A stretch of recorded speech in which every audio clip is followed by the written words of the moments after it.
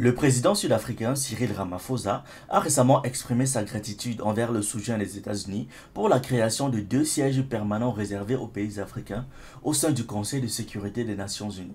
Cependant, il a fermement souligné que priver ces sièges du droit de veto reviendrait à considérer les représentants africains comme des citoyens de seconde zone. Les États-Unis ont annoncé leur appui à l'attribution de 2 sièges permanents au continent africain. Toutefois, ils ont précisé que ces sièges ne devraient pas inclure le droit de veto, un privilège réservé aux membres permanents actuels du Conseil, à savoir le Royaume-Uni, la Chine, la France, la Russie et les États-Unis eux-mêmes.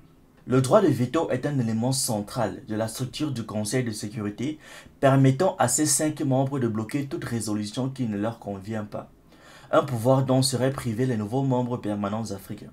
Ramaphosa a vivement réagi à cette proposition, déclarant lors d'une conférence de presse que l'absence de représentation permanente pour l'Afrique au sein du Conseil de sécurité des Nations Unies, qui gouverne les décisions de paix et de sécurité mondiale, affaiblit la légitimité de l'institution internationale. Il a souligné que l'Afrique, avec une population de 1,3 milliard d'habitants, est trop importante pour être exclue de cette instance décisionnelle cruciale.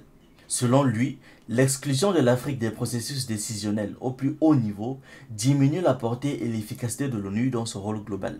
Cependant, le problème ne réside pas seulement dans l'absence de sièges permanents pour l'Afrique, mais aussi dans les droits associés à ces sièges. Ramaphosa a insisté sur le fait que priver les futurs membres africains du droit de veto les reléguerait à un statut inférieur, ce qu'il a qualifié de citoyens de seconde zone dans le cadre des Nations Unies. Il a déclaré que l'Afrique exige une participation pleine et entière dans le Conseil de sécurité, au même titre que les autres membres permanents. Actuellement, les pays africains disposent de 3 sièges non permanents au sein du Conseil de sécurité, des sièges qui sont attribués par rotation pour une durée de 2 ans.